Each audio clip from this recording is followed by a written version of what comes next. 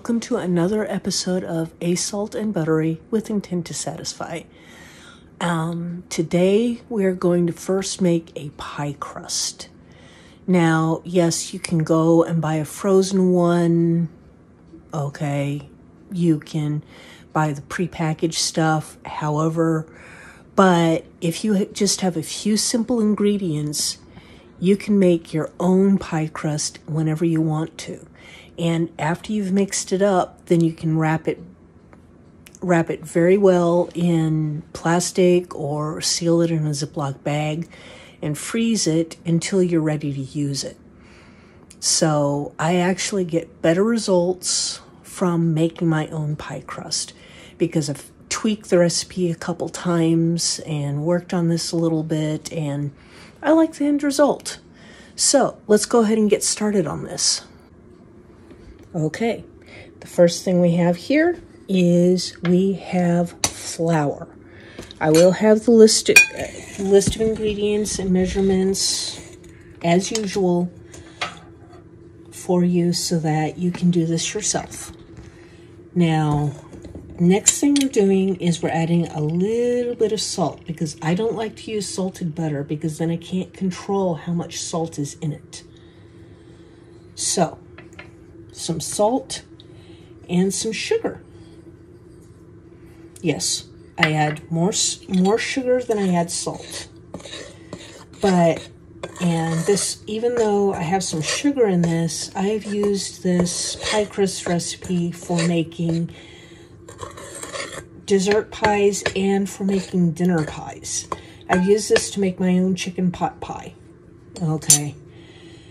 Now, the next step, and this is one, definitely, once again, the usual rules, tie back your hair and make sure you've washed your hands. This is where we have to get the hands involved. Okay.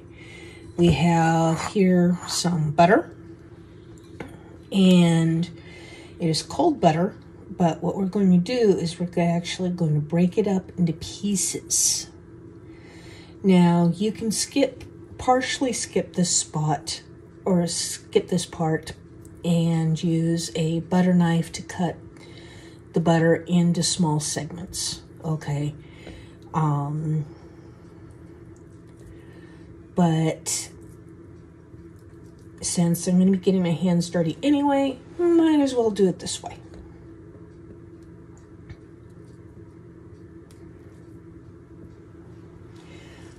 Now, it seems like a lot of butter is going into this, but it's really, compared to the amount of flour and everything, it's in the correct proportions. And I like to use real butter. If for some reason you prefer to use margarine, go ahead and do that.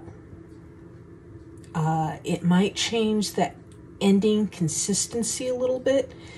But one of the big tricks to remember is you want this butter to be cold.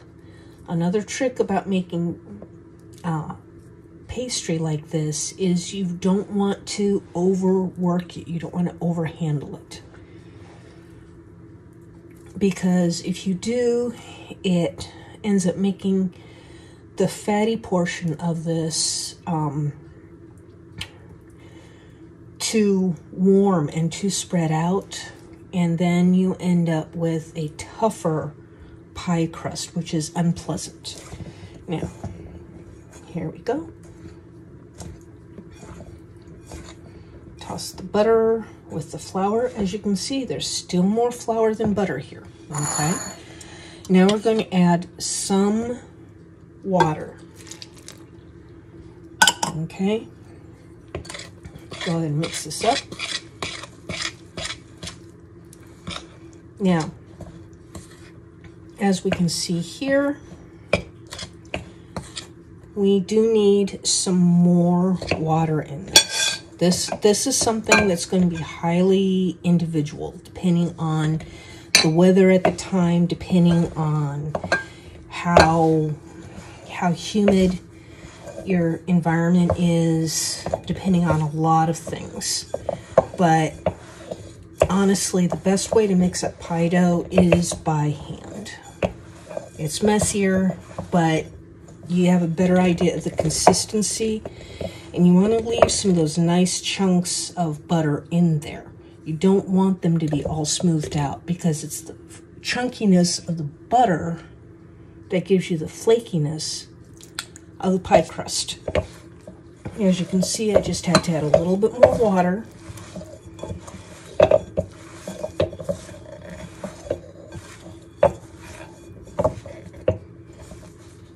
Oh yes, now we're getting a good pie crust.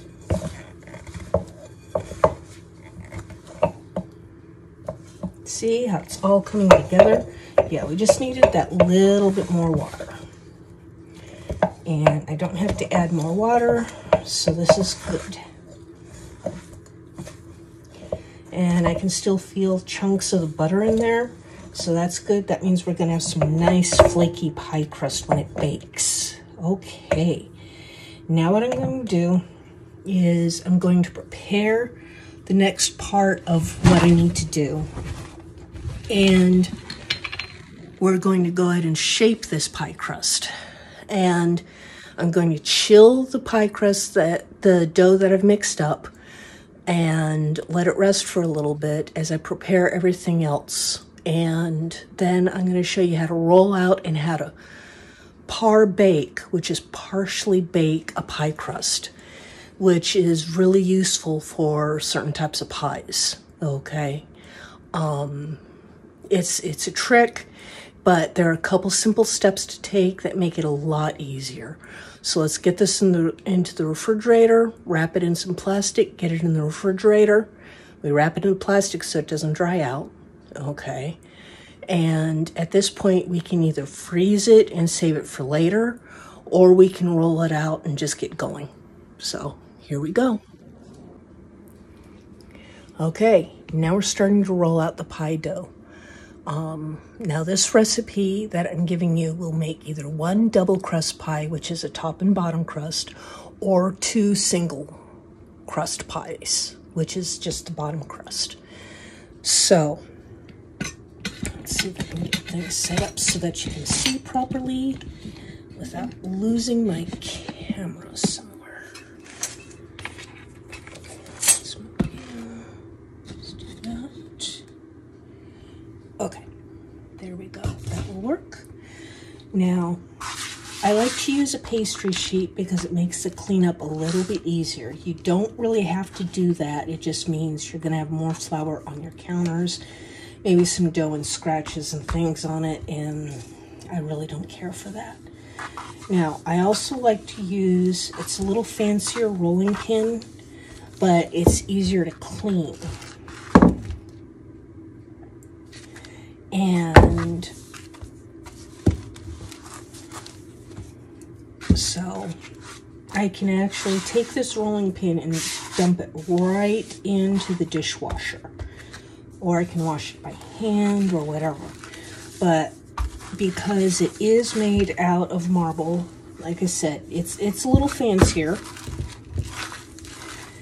It also tends to be a little bit cooler, which is better for working with pastries and pastry doughs and things with butter in them. Because one of the things we want to do with, ooh, that's some stickiness there. One of the things we want to do with the butter is we want to keep it from getting too hot, because then it ends up just melting and we end up losing some of the flakiness that we're trying for. Whoa. And no, I do not make a really neat pie crust. Okay, as you can tell, see, I have a little bit of a split here, but you know what? We can fix that. It's okay. We don't have to be perfect, but the big trick is to have it taste good. It can be kind of a patched together monstrosity so long as it tastes good. If it tastes good, many things will be forgiven. Unless, of course, you're doing this for your job, and then appearance counts a lot more. Now, we have this rolled out. Now we have here our pie pan. Now, I like to use a clay-based pie pan because it cooks a little bit more evenly, and it's a little bit more forgiving in terms of browning and possibly overcooking. Okay, it's a little bit more forgiving. So now, as you can see, I don't have the pie crust perfect. This is okay. This is one of the things that is awesome about pie crust. It's pretty forgiving.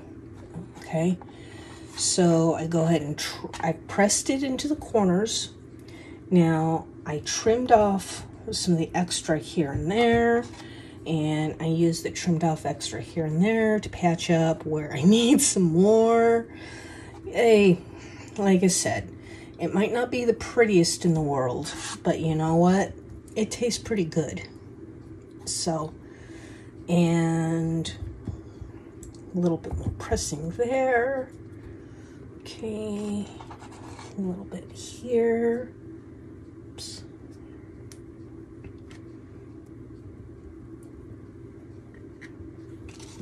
Trim, trim, trim. Patch, patch, patch.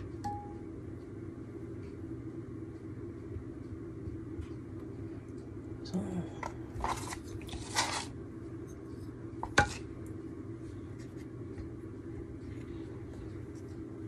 Trim, trim, trim. Patch, patch, patch. Yes. Might look a little bit like Frankenstein, but you know what? This tastes darn good. I don't make the prettiest pie crust in the world, but you know what? The most important thing is that it tastes good. And that is what I aim for. Now, I'm going to be par baking this. Okay, now there's a couple tricks that you can do for this. One thing that you can do is if you freeze the crust for about a half hour, it will reduce the amount of shrinkage when the final pie baking is done. I remember having a lot of frustration with my pie crust always shrinking, not knowing what was going on before I finally found out about that. So I'm telling you now so that you can have a little bit better luck than what I did on my first attempts. Okay, and now the reason why we do this is because we have all those nice little pockets of fat in here, which makes it nice and flaky. We do this because otherwise we can end up with bubbles. Have you ever made a pie crust and you've ended up with the portion on the bottom that just swells up? Okay, well, poking the holes in it like this helps reduce that. I can't guarantee it's going to get rid of all of them, but it will definitely help. So, let's go ahead and stick this in the freezer. We'll stick this in the freezer for about a half hour, and then we'll pull it out and we'll par bake it, which once again is partially bake it. And then it will be ready for filling, because you really want to par bake, especially for things like a custard pie or something like that. Okay, a custard pie, cream pie, anything where the time in the oven is really, or the liquid content of the pie is so high that it would just turn the bottom of the crust into a soggy mess. Okay. Now, you can't really do this with the double crust pie, you know, with covered pie, because if you do that, then the bottom is partially cooked, the top's not. Things aren't going to stick that well. But for an open face pie like I'm going to be making, we can get away with doing the freezing and then the par baking and get some really good results out of it. So let's go ahead and give this a try. I'm going to pause this. We'll come back in just a little bit and get more of it done. Thanks. Okay, now we have pulled the prepared pie crust out of the freezer. It's been in the freezer for at least a half hour. It can go in for longer, that's fine. Now I have the oven preheated to 425 degrees. That's good because this is only going in for 10 minutes. Okay, so we have the pie crust with the holes poked in the bottom. Now, a couple more tricks. Either some baking parchment or some aluminum foil, okay, because you need something that's not going to have a bad reaction to the heat. I like to use baking parchment for this because sometimes aluminum foil can leave a little bit of a tinny taste. Now, at this point, I happen to have some pie, they're called pie weights. You can do this either with dried beans, but if you do it with dried beans, you're not going to be able to use them later, okay? If you do it with dried beans, keep them just for this purpose. And I've done this with dried kidney beans. I've done this with dried pinto beans. I did splurge and went ahead and got myself some pie weights to do this with. Okay, now always remember, put some baking parchment or aluminum foil underneath before you put the weights in, or the beans or whatever you're using, because if you don't, they'll tend to cook into the pie crust. Then you're stuck trying to pick them out, and it can end up ruining your crust. Now, 425 degrees, 10 minutes. There we go. Set our timer for 10 minutes. Because, as I said, we're par baking this.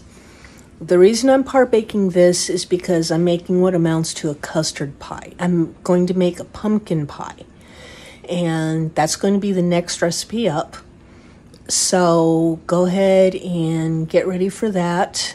And once I pull this out and let it cool, then I will put the filling for the pumpkin pie mix in and bake it the rest of the way, but it will bake at a lower temperature than the 425 degrees, okay? This is just getting the pie crust prepared for this. Like I said, it would be easier to use a frozen, already prepared one. Hey, no problem. But you can make up the pie crust. You can even shape it and freeze it and save it for yourself for later. I like this pie crust better. I like the flavor of it better, and I can use it for anything I want to use a pie crust for. It's not, even though there's some sugar in it, it is not just for dessert. I've used this for a main dish. I've used this for dessert.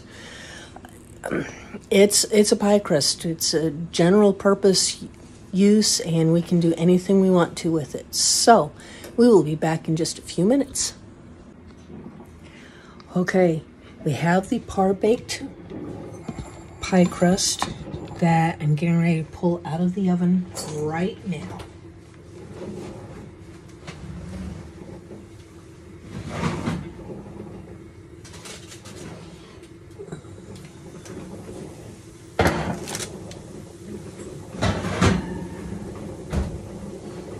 Okay, now let's take a look at this.